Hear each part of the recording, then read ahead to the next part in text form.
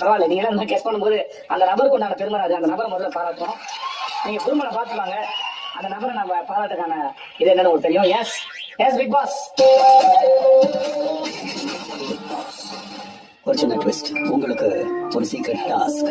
உங்க மேனேஜ்மெண்ட்ல இருந்து யாராவது ஒருத்தர் ஐதர் வேலையை விட செய்யணும், இல்ல ஏதாவது ஒரு நபரை ஒரு ஹெட் வேலையை விட்டு தூக்கணும், இல்ல பணிமாற்றம் நடைபெறணும்.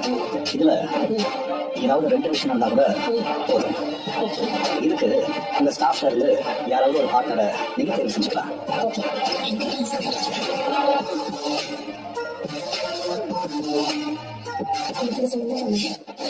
ஆக்சுவலி நான் ரெஸ்யூம் தான் மாட்டேன்.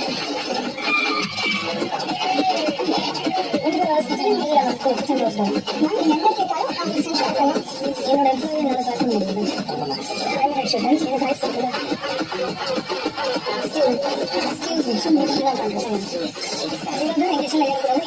நான் சொல்றேன். என்ன சொன்னீங்கன்னா அது எங்க டிசிஷன்.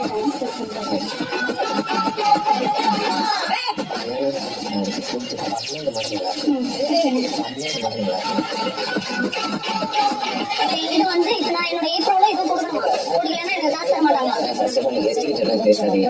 பேச வராங்களா? நான் வரல. அப்ப நான் இது பண்ண தான் முடியும்.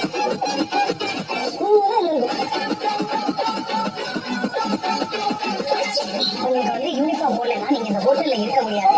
சம்பளத்தை கொடுங்க madam.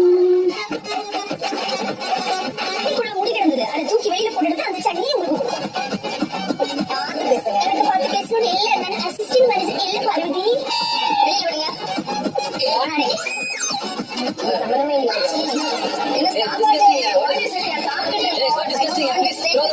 Big Boss, I'm very sorry. உங்களை நான் disappoint பண்ணிட்டேன். I'm resigning from my position.